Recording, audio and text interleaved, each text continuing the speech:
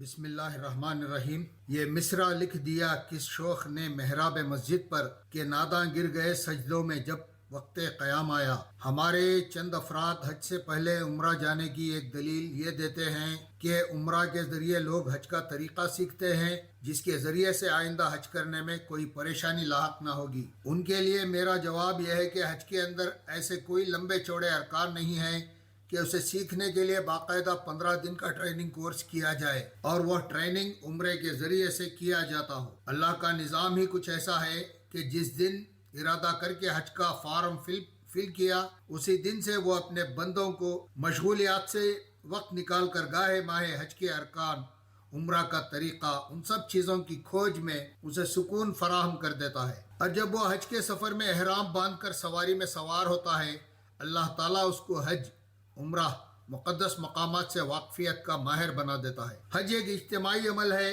جیسے رمضان کے روزے اجتماعی عمل سے گزرتے ہیں، جیسے جماعت کی نماز اجتماعی عمل سے گزرتی ہے، اسی طرح حج کو بھی اجتماعی عمل سے گزارا جاتا ہے۔ اجتماعی عمل میں ہوتا یہ ہے کہ مثال کے طور پر عید کی نماز کا طریقہ بتانے کے باوجود ہم میں سے اکثر کے ذہنوں سے وہ طریقہ محو ہو جاتا ہے، اور ہم امام کے اللہ اکبر کہنے پر حرکت کرنے کے بجائے دوسرے مقتدیوں کی حرکت کو دیکھ کر ویسا ہی عمل کرتے ہیں۔ اس کے باوجود ہماری نماز ہو جاتی ہے۔ اسی طرح حج کا معاملہ بھی ایسا ہی ہے۔ حج کے سفر میں حجاج کرام کی زیادہ تر گفتگوؤں کا عنوان حج ہوا کرتا ہے۔ حج کے ارکان پر گفتگو ہوتی ہے، حج کی ادائیگی کے سلسلے میں بات چیت ہوتی رہتی ہے۔ اس سے ایک دوسرے کے ذریعے حج کی فضیلت ہی نہیں بلکہ اس کے ارکان کی ادائیگی کب اور کہاں اور کن اوقات میں کرنی ہے، اتنا ہی نہیں بلکہ کن اوقات میں زیادہ رش ہوتا ہے اور کون سے اوقات میں کس عمل کی ادائیگی کے لیے موزوں وقت اور جگہ ہے۔ اور پھر تمام حجاج کرام ایک ساتھ حج کے عمل سے گزرتے ہیں، جس سے یہ بات اور آسان ہو جاتی ہے کہ جو عمل سب لوگ کر رہے ہیں وہی عمل مجھے بھی کرنا ہے۔ باقی اللہ کو تو ہماری نیتوں کا علم ہے، اور وہ یہ بھی جانتا ہے کہ اس کا بندہ کس غرض کے لیے کیا قربانیاں دے کر اس کے گھر کی زیارت کے لیے یہاں آیا ہے۔ اللہ ہماری نیتوں پر اجر دے گا۔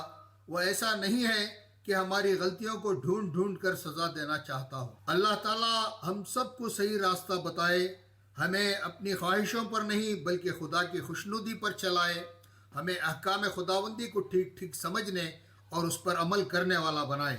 علامہ اقبال کا شعر ہے، دیا اقبال نے ہندی مسلمانوں کو سوز اپنا، یہ ایک مرد تناساں تھا تن آسانوں کے کام آیا۔ مجھے نہیں لگتا کہ کوئی شخص کسی عذر کے بغیر رمضان کے روزے نہ رکھے اور نفل روزوں کا اہتمام کرے، پھر ہاتھ اٹھا کر اس امت کی سلامتی کے لیے دعا کرے اور وہ دعا قبول ہو جائے۔ والسلام، عبدالعلی بن عبدالقدیر اصلاحی حسن۔